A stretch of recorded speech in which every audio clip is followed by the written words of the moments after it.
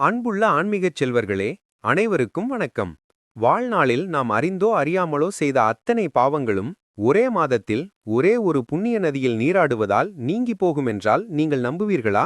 கங்கை முதல் காவேரி வரை அத்தனை புண்ணிய நதிகளின் பலன்களையும் ஒரு சேர அள்ளித்தரும் ஒரு பொற்காலத்தைப் பற்றித்தான் இன்று பார்க்கப் போகிறோம்.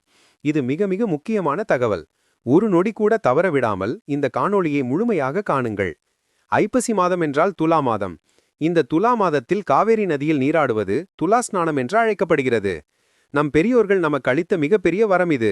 இந்த ஒரு மாத காலம் காவேரி தாயாரின் மடியில் நீராடினால் நம்முடைய அனைத்து பாவங்களும் நீங்கி மகத்தான புண்ணியம் கிட்டும் என்பது ஐதீகம்.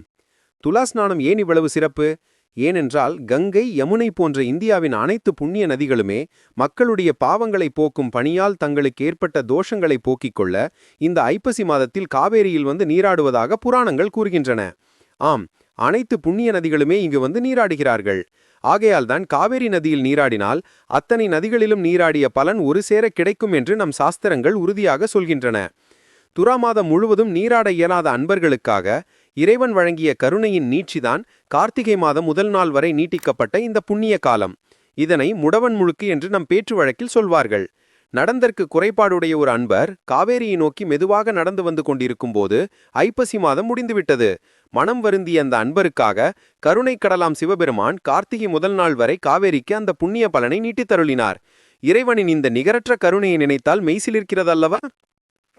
வாய்ப்புள்ள அன்பர்கள் அனைவரும் திருச்சி, ஸ்ரீரங்கம், மயிலாடுதுறை, கும்பகோணம் என காவேரி ஓடும் புண்ணிய தலங்களுக்கு சென்று காவேரி தாயாரில் நீராடி நம் குடும்பமும் சந்ததிகளும் நல்ல வளத்துடன் வாழ பிரார்த்தனை செய்யுங்கள்.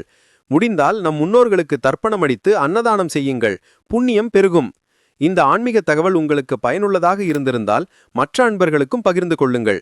இதுபோல மேலும் பல அற்புத தகவல்களை அறிய எங்கள் சேனலுக்கு சப்ஸ்கிரைப் செய்யுங்கள். அடுத்த காணொளியில் செல்வ வளத்தை குவிக்கும் கார்த்திகை தீபத்தின் மகா ரகசியங்கள் என்ற தலைப்பில் உங்களை சந்திக்கிறோம்.